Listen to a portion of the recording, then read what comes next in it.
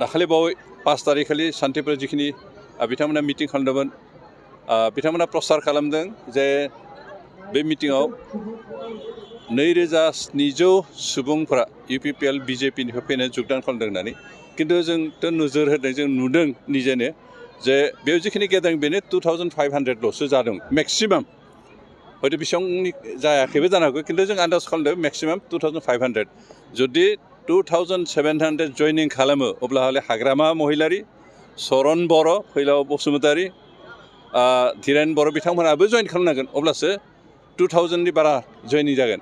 जेराव गेदारिंआनो 2500 टिबो जाहैया बे समाव बोरै 2700 जइन जाखो बे कुवेश्चन जाबाय बेनिखायनो बिथांमोना सब सम नंखाय बाथ्रा बुंनानै रायजोखौ थगायनानै गावसोरनि स्ट्रेंथखौ देखायनो नागिरो किन्तु बिथांमोना जेसेबांखि नाजाया माने थगायनानै रायजोफोरखौ कुनुदिन थगायबाय थानो हाया खारन आथिखाल UPPLआ दासिमहालागै जेसेबां हाबाफारि लादों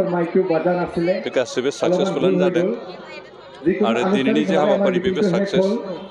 बे कैदिन गुबुन गुबुन डिस्ट्रिक्टआव जिखिनि हाबाफारि लादों मोनफ्रोमबो हाबाफारियावनो 12 निफ्राय 15,000 बिदि गेदारिं जाबाय थादों आरो बेफोरनो जोंनि स्ट्रेंथखौ UPPLनि जितु स्ट्रेंथ UPPLनि जितु पजिशन UPPLनि आथिखालनि स्टेटास रायजोफोरनि जि सापर्ट बेखौ स्पष्ट दिन्थिदों बेनिखायनो जों UPPL हिसाबै फैगौ समनिफ्राय जों जेबो सिन्था खालामाखै दिनै अपोजिसन पार्टिनिफ्राय गोबां समावनो नंखाय नंखाय बाथ्रा फोरमायनानै जोंनि रायजो राजाफोरखौ मिसलिड खालामनो नागिरनाय बेखौ नुजाबाय थादों आरो बिथांमोना जेसेबांखि नाजाया मानो UPPLखौ कुनुदिन होबथानो हाया UPPLखौ साबसिन हामसिन खामानि मावनाय बिथांमोननि सरकारनि समाव गैया बेनिखायनो रायजोफोरा बिथांमोनखौ कुनुदिन थाङा दाखालि बावै 5 तारिख खालि सान्तिपुर जिखिनि बिथांमोना मिटिं खालामदोंमोन बिथांमोना प्रसार खालामदों जे बे मिटिङाव 2700 सुबुंफोरा UPPL BJP निफ्राय फैनानै जगदान खालामदों होननानै किन्तु जोंथ' नोजोर होदों जों नुदों निजेनो जे बेयाव जिखिनि गेदारिं बेनो 2500 ल'सो जादों मेक्सिमाम हयथ' बेसेबांनि जायाखैबो जानो हागौ किन्तु जों आन्दाज खालामदों मेक्सिमाम 2500 जुदि 2700 जयनिं खालामो अब्ला हले हाग्रामा महिलारि सरन बर' फैलाव बसुमतारी धीरेन बर' बिथांमोनाबो जइन खालामनांगोन अब्लासो 2000 नि बारा जयनिं जागोन जेराव गेदारिंआनो 2500 टिबो जाहैया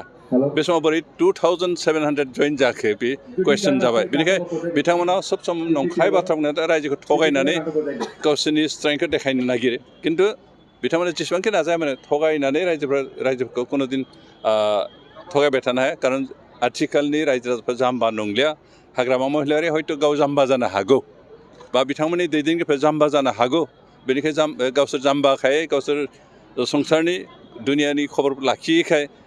जोंनि रायजो राजाफोरखौ थगायनो जाम्बा होननो सानोब्ला बे बिथांमोना they are living in the फुल्स paradise बेनिखाय दिनै जों जिखिनि हाबाफारि लाबाय जोंहा टारगेटआ जों टारगेट जिखिनि लादों बे टारगेटआ फुलफिल जादों बेनिखायनो जों साक्सेस जादों आरो जों फैगौ समफ्रावबो साक्सेस जागोन आरो बियो फैगौ पार्लियामेन्ट इलेक्सननि थाखाय मोनसे प्रिपेरेसन आरो जों बेखौ दानिफ्राय प्रिपेयार खालामगासिनो आरो गुबुन गुबुन डिस्ट्रिक्टआव जों बिदि मास गेदारिं खालामनानै जोंनि खौसेथि जोंनि गोहो जोंनि जि पाब्लिक सापर्ट बेखिनिखौ दिन्थिबाय थादों जिहेतु BTR सरकार दानायनि थांखियानो जादोंमोन ग्रिन बर'लेण्ड लोगोसे पिसफुल बर'लेण्ड मोनसे दानायनिमोन आरो दिनै जों थांनाय 2020 मायथाइनि 27 अक्ट'खालि जानुवारिखौ जिखिनि सुक्ति खालामबाय सुक्ति खालामखांनायनि उनाव जिहेतु होल BTR ओनसोलाव मोनसे गोजोन थासारि फैबाय दिनै जोंनि गेजेराव बन्द गैलिया मोनसे जाथि गुबुन जाथिजों नायनो हालायनाय बेबायदि परिबेखा गैलिया दिनै जों गासैबो जाथि जनगोष्ठी लोगोसे खामानि मावनो लोगोसे जिरायजाबलायनो लोगोसे सावरायलायनो लोगोसे हाबा हुखा खुंलायनो लोगोसे जों ज'है सावरि बादालि जालायनायनि मोनसे परिबेख फैबाय जोंनि गेजेराव मोनसे गोजोन थासारि फैबाय आरो बेनिखायनो दिनै गुबुन गुबुन जाथि जनगोष्ठीनि मानसिफ्रा BTR सरकारखौ बाख्नायदों बरायदों आरो जों प्रत्येक जाथि जनगोष्ठीनिनो बिथांमोननि जितु हारिमु हिसाबै थांना थानायनि जिखिनि बेबस्थाफोर दङ निजा निजा कालचार निजा निजा परम्पराखौ रैखाथि खालामनायनि जिखिनि हाबाफारि दं जों बेखिनि गासैबो मोन्थायखौ बिथांमोननो होदों आरो बेनिखायनो बिथांमोना गोजोन मोन्दों आरो गोजोननाय मोन्दों बेनिखायनो बे गोजोन थासारिखौ लानो बिथांमोना गाव गावनि जातिखौ फोथांना लाखिनाय जौगालांनायनि